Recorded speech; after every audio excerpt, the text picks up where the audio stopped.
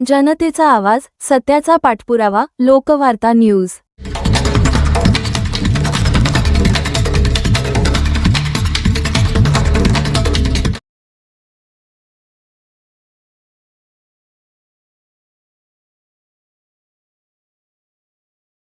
करायला तयार आहोत, कळलं?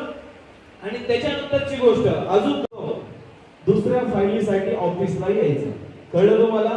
हॅलो, कळतंय? तुला पाठवायचं, बाकीच्या लेडीज नाही आल्या तरी आपल्याला काही अडचण नाही। त्या दिवशी तुम्हाला 1 लाखासाठी फाईल कोणची तयार करायची, कशी द्यायची हे सगळं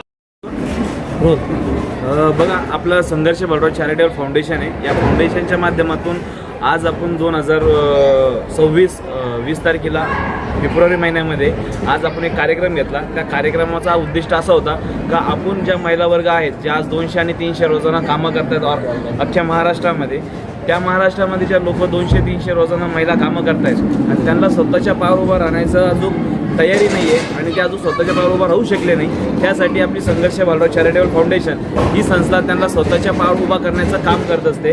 आणि या संस्थेच्या माध्यमातून त्यांना एक अनुदान उपलब्ध करून देण्याचं काम ही संस्था करते, म्हणजे जेणेकरून त्या संस्थेचा अनुदानाचा उपयोग करून ते छोटा मोठा एक व्यवसाय आपल्या संस्थेच्या माध्यमातून चालू करू शकतात। यासाठी ही संस्था दर टायमाला प्रशिक्षण देत असते आणि आपल्या संस्थेच्या मार्फत ऑल ओव्हर महाराष्ट्रामध्ये भरपूर अशा महिला आहेत त्या त्या चांगल्या पद्धतीने व्यवसाय करतात आणि चांगल्या पद्धतीनं ग्रोथ होत आहे आणि स्वतःच्या पायावर उभा राहत आहे। आणि आज आपल्या संस्थेच्या माध्यमातून आज 2026 फेब्रुवारी 20 तारखेला शिवजयंतीच्या निमित्ताने आज आपण कमीत कमी 6000 महिला वर्गांना अन्नदान किट वाटप केली आणि ती किट त्यांना फ्री ऑफ कॉस्ट आपल्या संस्थेकडून आपण त्यांना दिली गेलेली। त्याच्यानंतर आपण काही महिला वर्गांना व्यवसाय करण्यासाठी शिलाई मशीन कमीत कमी 600 ते 700 शिलाई मशीन त्यांना वाटप केले आणि त्याच्यानंतर गिरणीसुद्धा त्यांना वाटप दिलेली आपण, तर गिरणीनं ते एक त्यांच्या गावामध्ये छोटा मोठा व्यवसाय आपल्या संस्थेच्या मार्फत चालू करू शकतात। आणि आज आपला एकच उद्दिष्ट आहे का बाबा ज्या महिला स्वतःच्या पायावर उभा नाही आहेत त्या महिला या स्वतःच्या पायावर उभा राहिल्या पाहिजेत आणि स्वतःला अवलंबून राहिल्या पाहिजेत, तर कुठं गरज नाही पडली पाहिजे, स्वाभिमानी बनली पाहिजे एक महिला आपली। त्यासाठी ही संस्था काम करते आणि संस्था त्यांना प्रशिक्षण देत असते का प्रत्येक पावलोपावली तर तुम्ही स्वतःचं मार्गदर्शन करा, व्यवसाय कसा करायचा, व्यवसाय वाढवायचा कसा, याचं प्रत्येक ठिकाणी त्यांच्या गावात जाऊन आपण संस्था त्यांना मार्गदर्शन देत असते आणि आम्ही दर महिन्याला ही मीटिंग इथं करतो। महिलांना आपण ते साहित्य वाटप केलेलं आहे, महिलांची निवड करताना असं कोणतं क्रायटेरिया आपण त्याच्यात निवडलं? क्रायटेरिया म्हणजे ज्या लेडीजला खरं इच्छुक आहेत आणि ती त्या गोष्टीमध्ये इन्व्हॉल्व्ह होऊ शकते त्यासाठी त्यांना ते क्रायटेरिया निवडला जातो। म्हणजे जिला शिलाई मशीन येते, जिला ऑलरेडी चालवती ऑपरेटिंग करते, तिला आपण क्रायटेरिया म्हणून आपण त्यांना निवड करतो। याच्यामध्ये साधारणतः किती महिलांना आज शिलाई मशीन देण्यात आले? आणि आतापर्यंत कमीत कमी आपल्या संस्थेच्या मार्फत दर महिन्याला आपण 400 ते 500 शिलाई मशीन वाटप करतो दर महिन्यामध्ये। महिन्याच्या कुठल्या तारखेला आपण हा कार्यक्रम घेतात? महिन्यामध्ये एक तारीख असते, पण महिन्यातून एक तारीख आपण फिक्सच करतो, अशी कंपल्सरी एक तारीख नाही आहे, पण महिन्यातून एक फिक्स तारीख आपली असते। ग्रामीण भागातील महिला आहेत की शहरी महिला आहेत? दोन्ही पण आहेत। आणि प्रत्येक वेळी वेगवेगळ्या महिलांना आपण हे करता का त्याच महिलांना? नाही, प्रत्येक वेळेस दर मीटिंगला वेगळ्याच महिला असतात, जुन्या महिला कोणत्याच नसतात, प्रत्येक महिला दरवेळेस अपडेट असतात आपल्याला। त्याच्यामध्ये जे काही कुटुंबामध्ये कुटुंबातल्या महिलांना सुद्धा याचा लाभ मिळतो का, की ज्यांना गरजू आहेत त्यांनाच मिळतो? नाही, ज्यांना गरजू आहेत त्यांनाही भेटतो आणि ज्याला गरज आहे ज्यांना वाटतं घ्यायचं त्यांना बी भेटतं सर। यंदा हे कितवं वर्ष होतं? सर मला आतापर्यंत 4 वर्ष झाले दर महिन्याला महिन्याला कार्यक्रम।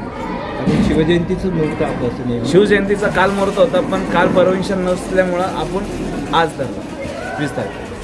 आणि ग्रामीणमध्ये कार्यक्रम घेत आहे किंवा शहर? ग्रामीणमध्ये बी कार्यक्रम आहे, आपले संस्थेचे कमीत कमी 8 कार्यक्रम असतात ऑल ओव्हर महाराष्ट्रामध्ये, जिथं जिथं स्टॉप आहे आपला तिथे आपण त्यांची मिटिंग घेत असतो। मराठवाड्यामध्ये अन्य ठिकाणी कुठं? मी आतापर्यंत बुलढाणा साईड झालं, नाही तर वाशिम झालं, नाही तर पुणे झाले आणि नाशिक झाले, अशा ठिकाणी कार्यक्रम घेतलेले। कार्यक्रमाला प्रमुख पाहुणे वगैरे अन्य प्रमुख पाहुणे दरवेळेस प्रमुख पाहुणे असतात।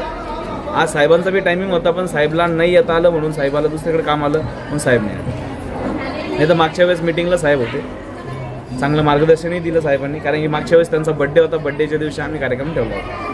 आपण हे स्वयंप्रेरणा कार्यक्रम घेत आहे की अन्य कोणाची मदत घेत आहे याच्यामध्ये?